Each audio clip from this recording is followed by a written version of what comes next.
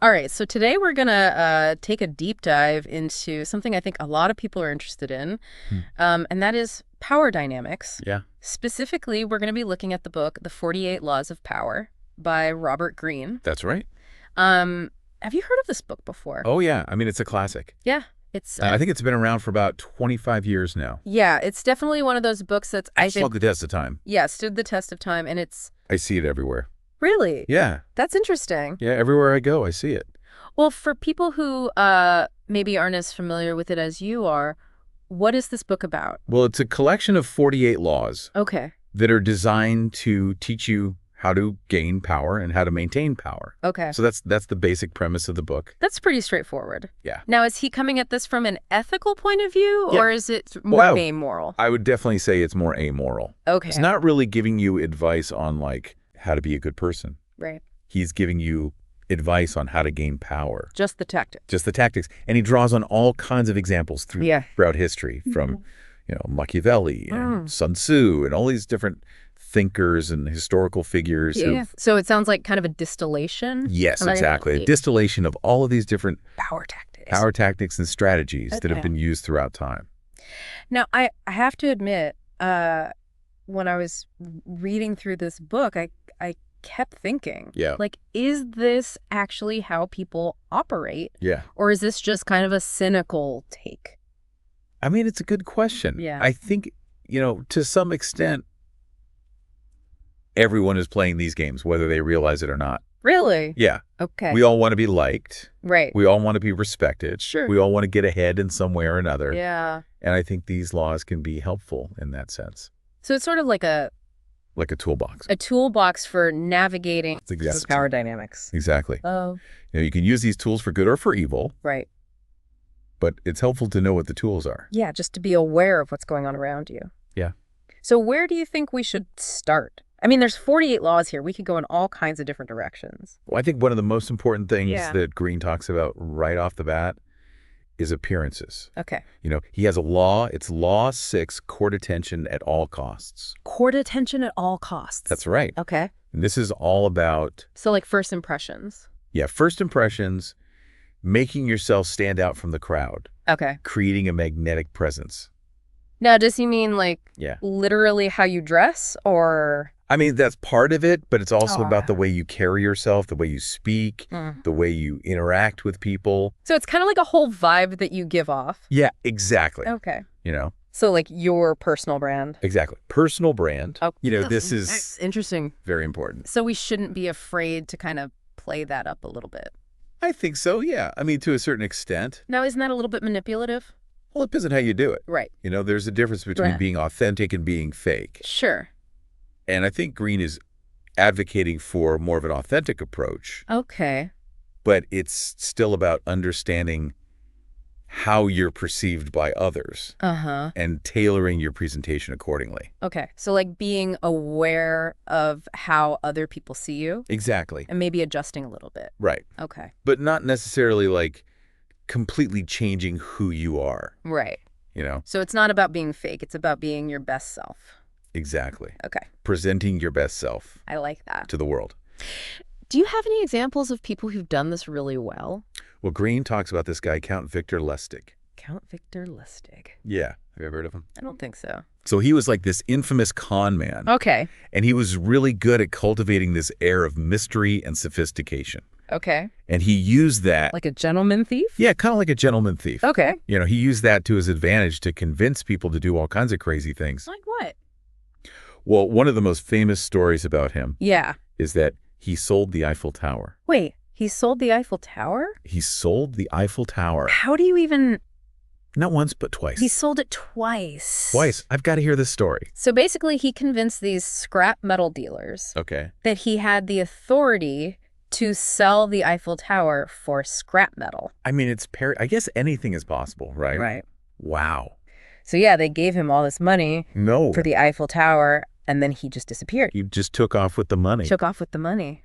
That's incredible. Yeah. So he basically just used his personality. His personality. And this aura that he created. Exactly. To convince people of something that wasn't even true. Right. That's wild. It's a great example of Yeah. how appearances can be deceiving. Yeah. And how someone who's really good At playing the game. Can manipulate people Yeah.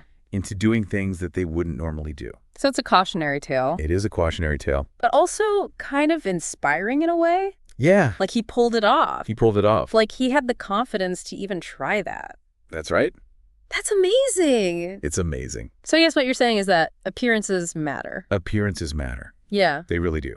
And we shouldn't underestimate the power of first impressions. Absolutely not. Okay, so that's law number 6, court attention at all costs. That's right. What else do we have? One other interesting law that Greene talks about is Law 7. Get others to do the work for you, but always take the credit. That sounds a little shady. It does sound a little shady. Yeah. But again, Like a classic power move. it's a classic power move. Okay, so tell me more about this one. So basically the idea here is that you Yeah. don't have to do everything yourself. Okay. You can leverage the talents and skills of others. Delegate. Delegate, exactly. Okay. And then take credit for their work. Wow. Now, obviously, That's pretty ruthless. it is ruthless. Yeah. And I'm not saying that you should go out and do this, Right. but it's important to be aware of this tactic Yeah. because people do it all the time. Oh, I'm sure they do. Yeah. In fact, I think I've been on the receiving end of that a few times. I'm sure you have. Yeah. So this is one to watch out for. Definitely Well, be aware of it be aware of it. and don't let people take advantage of you. Now, do you have any examples of people who've used this tactic effectively? Well, Greene talks about Thomas Edison, Oh, wow. who was obviously a brilliant inventor, Yeah. but he was also a very shrewd businessman. Uh-huh. And he was notorious for taking credit for the work of his assistants. Oh, really? Like stealing their ideas. Well, maybe not stealing, But taking credit. but taking credit, yeah. Wow. So even someone as brilliant as Thomas Edison Yeah. was using this kind of These kinds of tactics. this tactic. Yeah. That's pretty crazy. It is. One of the people he's famous for having taken advantage of, I think, was Nikola Tesla. Oh, absolutely. Yeah. Tesla was a genius, Yeah. and Edison kind of exploited him. Wow. Yeah. So I guess the lesson here is that Yeah, even geniuses can be ruthless that's right. when it comes to power. And that you should always be careful Yeah. who you're working with Absolutely. and make sure that you're getting the credit you deserve. So maybe we should be keeping a closer eye on our coworkers. Maybe so. Okay. So that's law number 7. Get others to do the work for you, but always take the credit. That's right. Now, what about those times when you actually need to ask for help? Ah, well, that's where Law 12 comes in. Use selective honesty and generosity to disarm your victim. Use selective honesty Yeah. and generosity to disarm your victim. That's right. That sounds a little bit counterintuitive. It does, doesn't it? Yeah, like you're being nice to get something That that you want. So the idea here is that Yeah. when you're asking for help, Yeah. you should appeal to people's self-interest Okay. rather than their mercy or gratitude. So instead of saying, oh, please help me, I'm desperate, Right. you should say, hey, I think this could be really beneficial for you. Exactly. Okay. Okay. So you're kind of framing it as a win-win situation. And win. Okay. Exactly. And that makes people more likely to help you It does. because they see how it benefits them. Yeah. Maybe. People are inherently selfish. Sure. And they're always looking out for their own interests. Right. So if you can show them How it benefits them. how your request benefits them, Yeah. they're much more likely to say yes. That's interesting. Yeah. Now, Greene gives an example of this in the book He does. from ancient Greece. I think. Yes.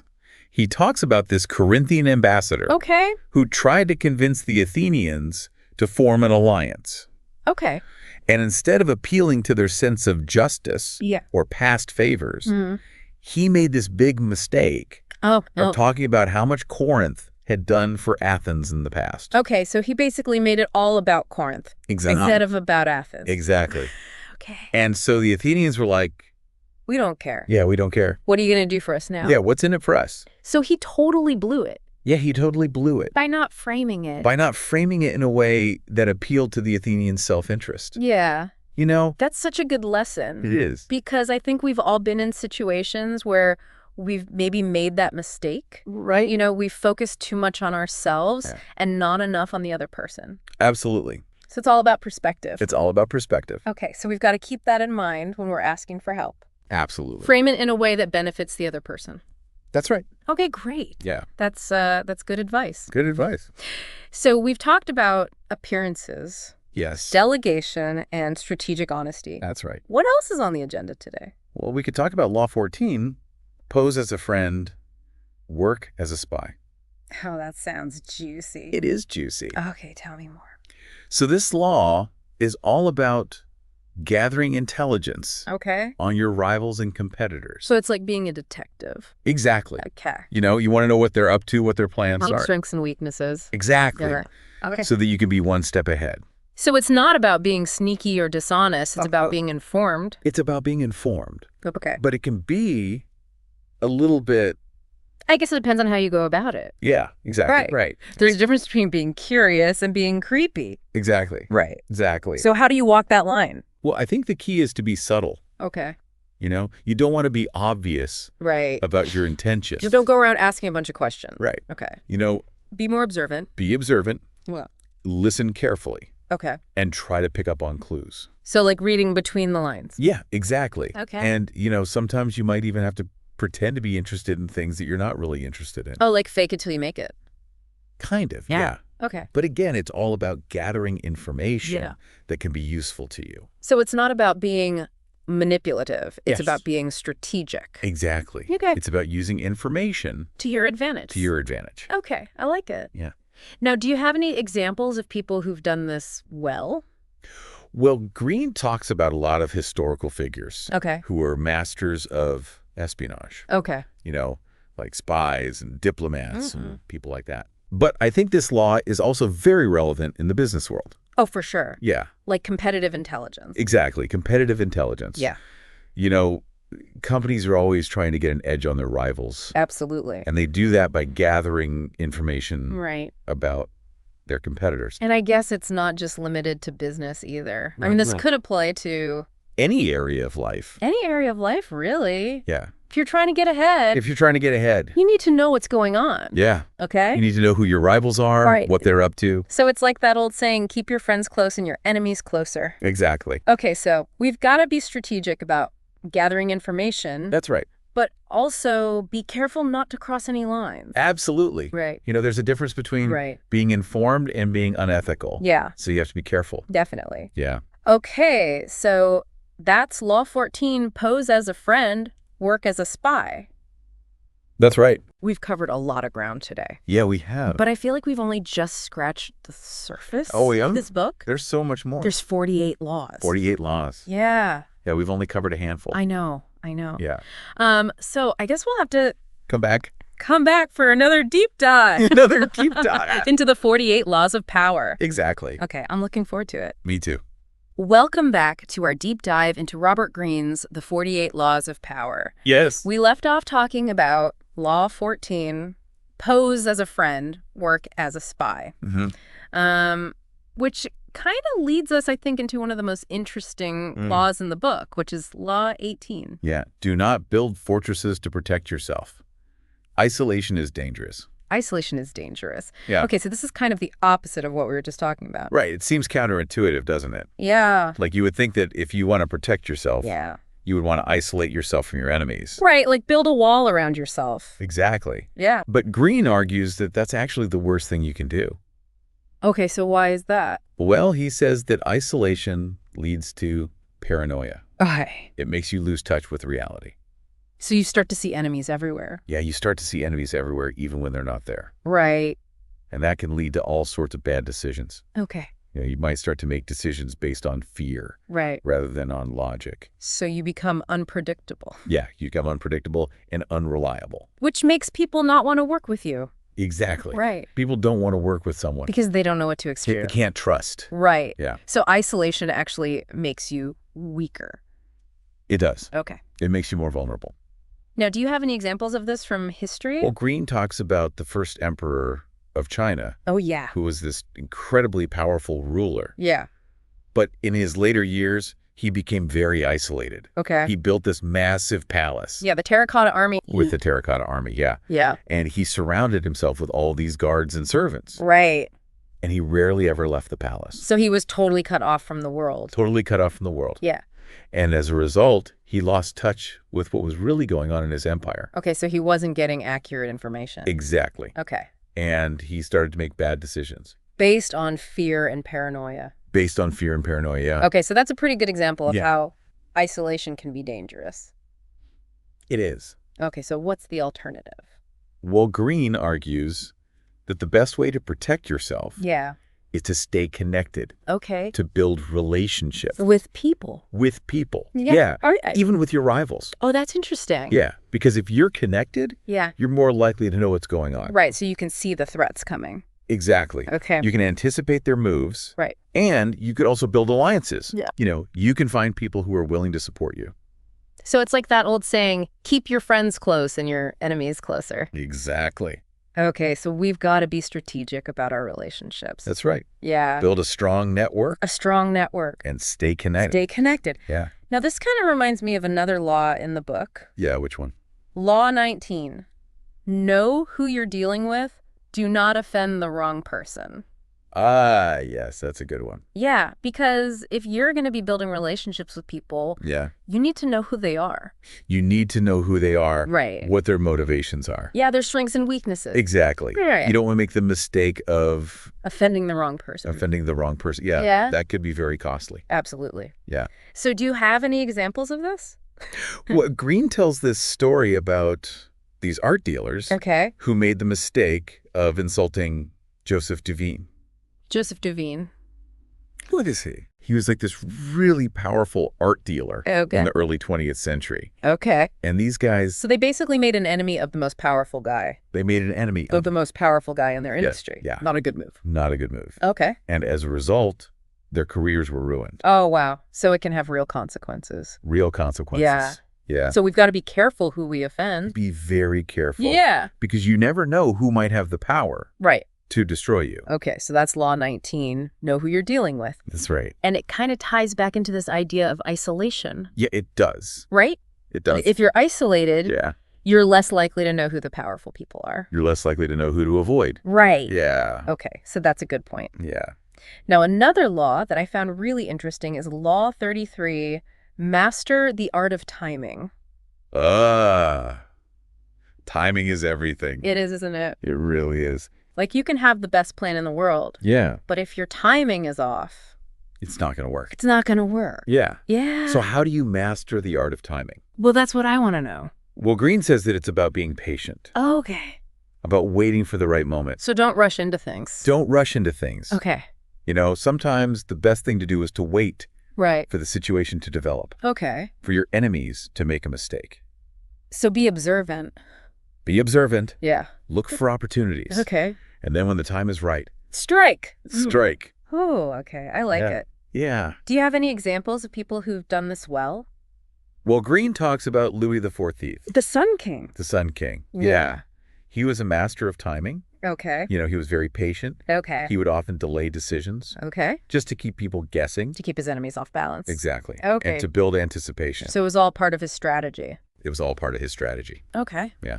That's pretty clever. It is. Now, I think this law is also very relevant in the business world. Oh, absolutely. Yeah. Like, if you're negotiating a deal, Right. sometimes the best thing to do is to walk away. Exactly. Yeah. Create a sense of scarcity. Make the other side think that they need you more than you need them. That's right. Yeah. And then you can come back later When you're in a stronger position. when you're in a stronger position. Yeah. Yeah. So it's all about playing the long game. It is. Yeah. It is. So we've got to be patient, Patient observant, and decisive. decisive. Okay, those are the 3 keys to mastering the art of timing. That's right. I like it. Good advice. Okay, so we've talked about isolation timing. Yes. Knowing who you're dealing with. That's right. What else do we have time for today? Well, we could talk about Law 36. Disdain things you cannot have. Ignoring them is the best revenge. Okay, ignoring them is the best revenge. That's right. So this is about not letting your enemies get to you. Exactly. Sometimes the best way to get revenge Yeah. is to simply ignore them. Don't give them the satisfaction. Don't give them the satisfaction of seeing you upset. Okay. So it's like that old saying, don't feed the trolls. exactly. Yeah. Don't feed the trolls. Okay. Just ignore them. Now this sounds easy in theory, Yeah. But I think in practice, it can be really hard. It can be very hard, Yeah. especially if someone is deliberately trying to provoke you. Yeah. You know? If they're attacking you personally. Yeah, if they're attacking you personally, Yeah. it's very tempting to want to fight back. Absolutely. Yeah, But Greene is saying that that's exactly what they want you to do. that's right. Right. They want to get a rise out of you. They want to see you lose control. Exactly. Okay. So the best thing you can do Is to just ignore them. is to ignore them Okay. and act like they don't even exist. But doesn't that make you look weak? Not necessarily. Okay. It actually makes you look stronger. Really? Yeah. Yeah. Because it shows that And you're not going to let them get to you. you're not going to let them get to you. Oh. You're above it all. You're in control of your emotions. Exactly. Okay, that's a good point. Yeah. So it's about mastering your emotions. Mastering your emotions. Right. Yeah. Now, this reminds me of another law in the book. Yeah, which one? Law 37, create compelling spectacles. Yes, that's a good one. Yeah, because if you're going to be ignoring your enemies, Yeah, you need to be projecting an image of strength and confidence. exactly. Right. You need to be in control Okay. of the situation. So how do you create a compelling spectacle? Well, it's about being dramatic, Okay. about creating a sense of awe and wonder, So like a performance. like a performance. Okay. Yeah. Now, Greene gives some pretty interesting examples of this in the book. He does. Yeah, like the story of Cao Cao. Oh, yeah, Cao Cao. Who was he? He was this Chinese warlord Okay. and statesman Okay. who lived in the 3rd century A.D. Okay. And he was famous for his ruthlessness Okay. and his cunning. So a real power player. Real power player. Okay. Yeah. So what did he do? Well, one of the most famous stories about him Yeah. is that he was leading his army on a campaign, Okay. and they were running low on supplies. Okay, so this is not good. No, it's not good. Yeah. And his troops were starting to get restless. Yeah, I can imagine. Yeah. So what did he do? Well, he came up with this brilliant plan. Okay. He told his men Yeah. that they were going to be getting a special delivery of grain Okay. from a nearby village. Okay. But in reality, there was no grain. Oh, so he was lying. He was lying. Okay. But he didn't let his men know that. Okay. He just kept up this facade Okay. of confidence and optimism. Okay. And he even had his men start measuring out the grain Oh, wow. as if it was already there. Yeah. So he created this whole spectacle. He created this whole spectacle Yeah. To deceive his troops. to deceive his troops. Wow. And it worked. Really? Yeah, the troops were so convinced That the grain was coming. that the grain was coming Yeah. that they stopped complaining. Wow. So he basically used the power of illusion. He used the power of illusion Yeah. to control the situation. That's incredible. It is. So I guess what you're saying is that Yeah. appearances matter, Appearances matter, even when it comes to emotions. especially when it comes to emotions. Right. Yeah. You know, you can't always control how you feel, Right.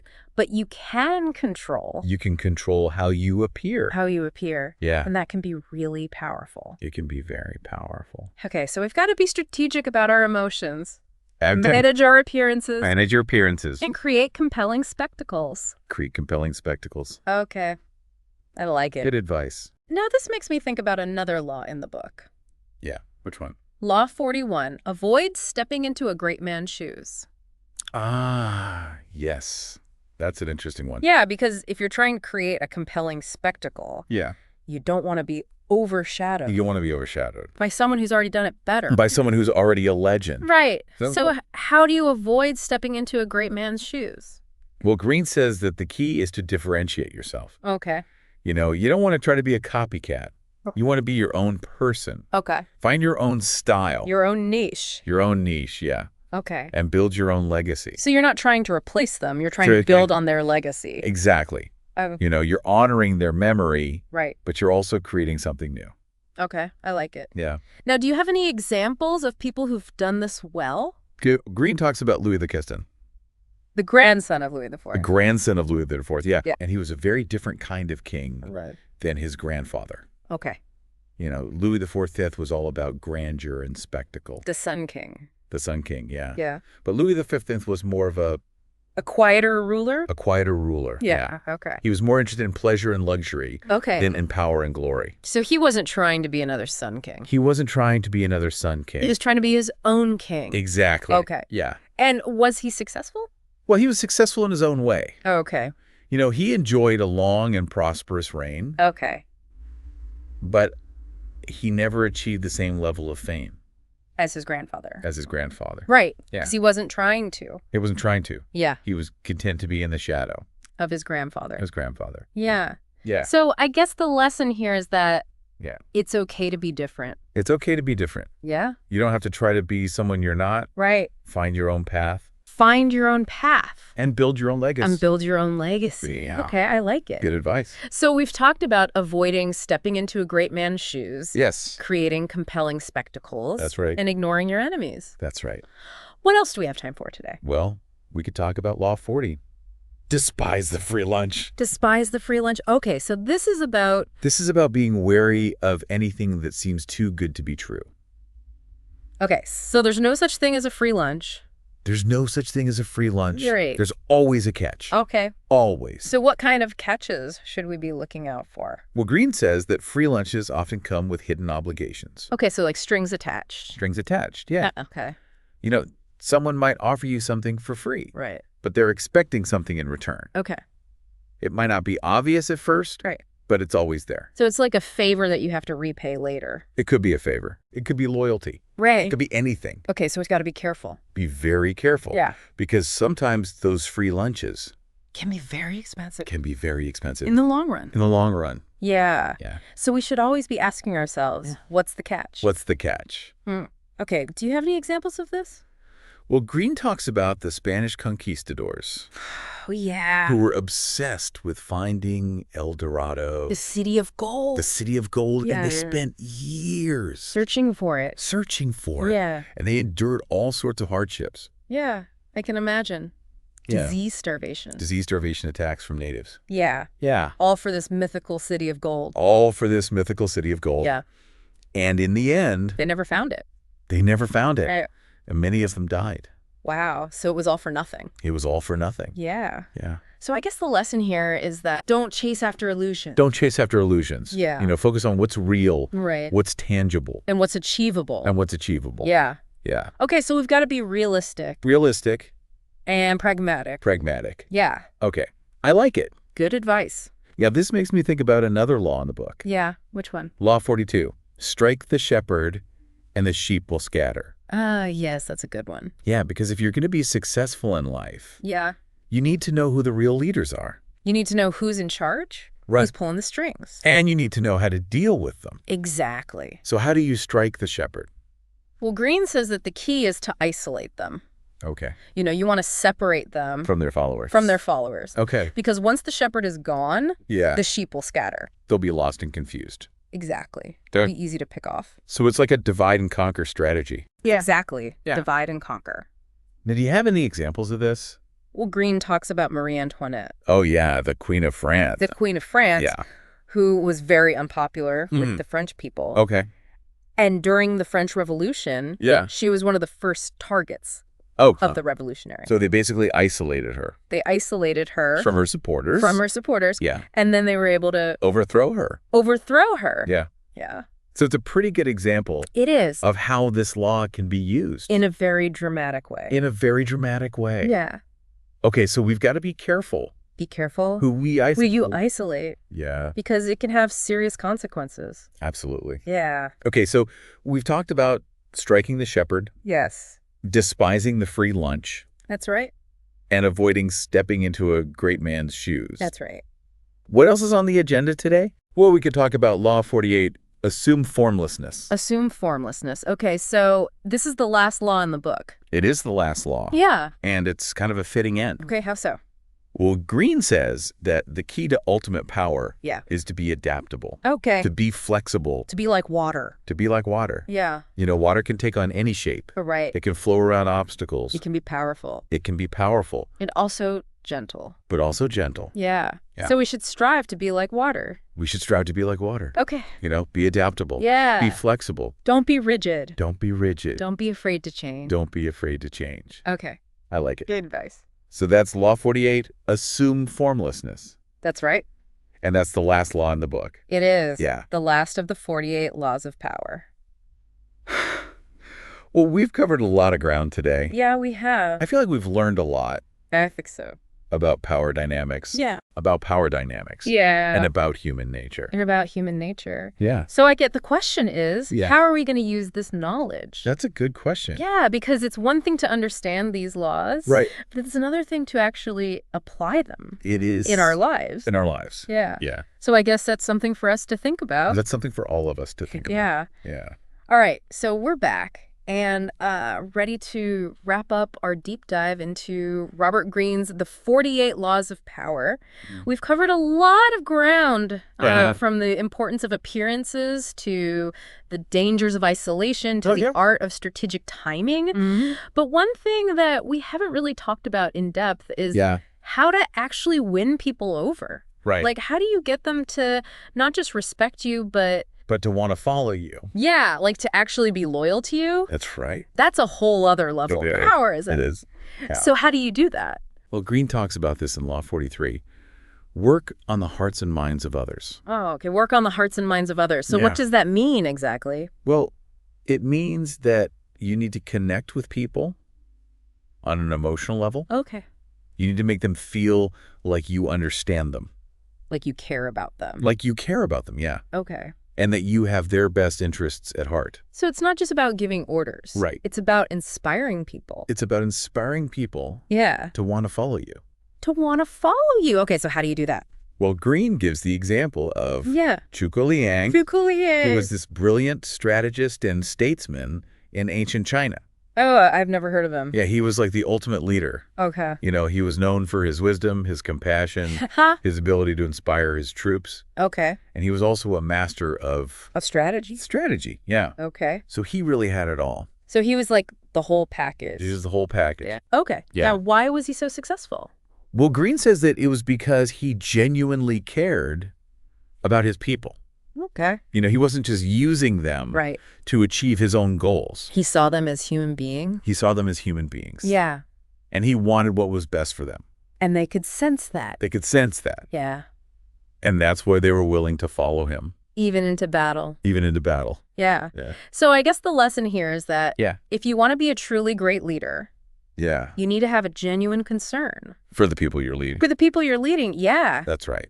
You can't just fake it. No, you can't fake people can see through that. Yeah, they can see right through it. So it has to be authentic. It has to be authentic. Okay, I like that. Yeah. Now this makes me think about all the other laws that we've talked about. Yeah. Because it seems like a lot of them are kind of manipulative. Yeah, like they're about using people to get what you want. Yeah. But this law is different. It is different. It's about connecting with people. Yes. On a deeper level. On a deeper level. Yeah. It's about building relationships. Building relationships. Yeah. Okay, so how do you do that? Well, I think it starts with being a good listener. Okay. You know, you need to really listen to people. Yeah. To understand their needs. Their concerns. Their concerns, yeah. And their aspirations. And then what? And then you need to show them that you care. Okay. You know, you need to be there for them. Right. When they need you. Support them, yeah. Okay. And help them to achieve their goals. So it's about being a mentor. It's about being a mentor. Yeah. It's about being a friend. Okay. I like that. Yeah. Now, I know we've talked about this before. Yeah. But I think it's worth repeating. Yeah. You've got to be careful who you trust. Absolutely. Because not everyone have your best interests at heart. Not everyone is going to be a Zhuge Liang. Yeah. Some people are just out for themselves. That's right. So how do you tell the difference? I think it goes back to Law 19.